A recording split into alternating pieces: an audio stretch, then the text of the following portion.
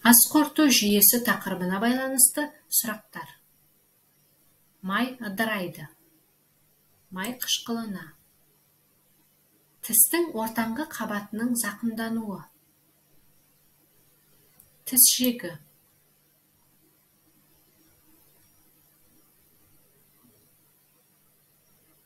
Шұбалшаңның ас қорыту жүйесіне жемсаудың рөлі.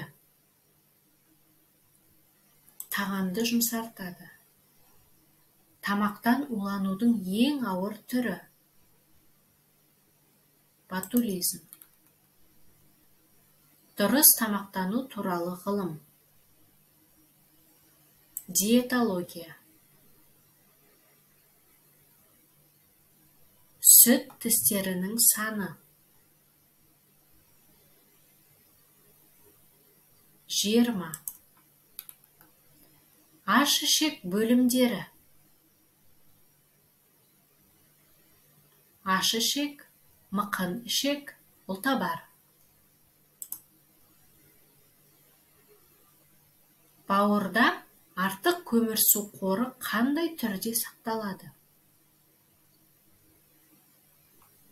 Гликоген. Өт қандай ортада белсенді?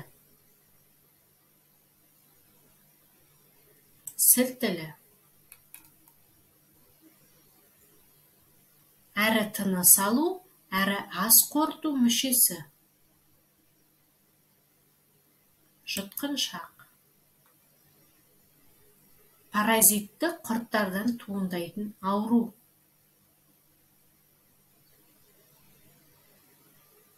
Бөсір. Ас қорыту мүшесінің кеңейген жері.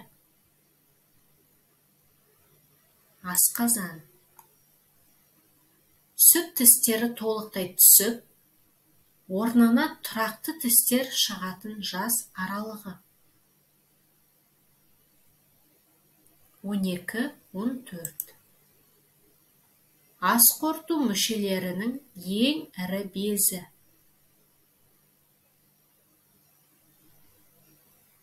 Бауыр. Бауырдың басты қызметі.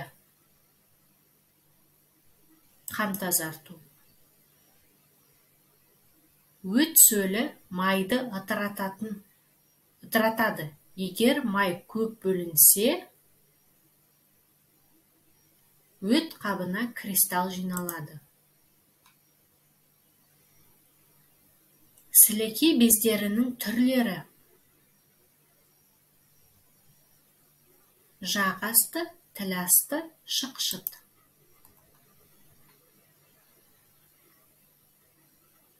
Микроағзалар әсерінен туындайтын асқазан ішек ауруы.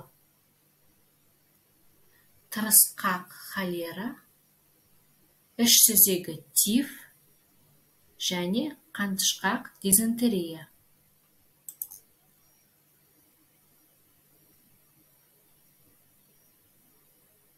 Жеуге жарамсыз саңырауқұлақтар.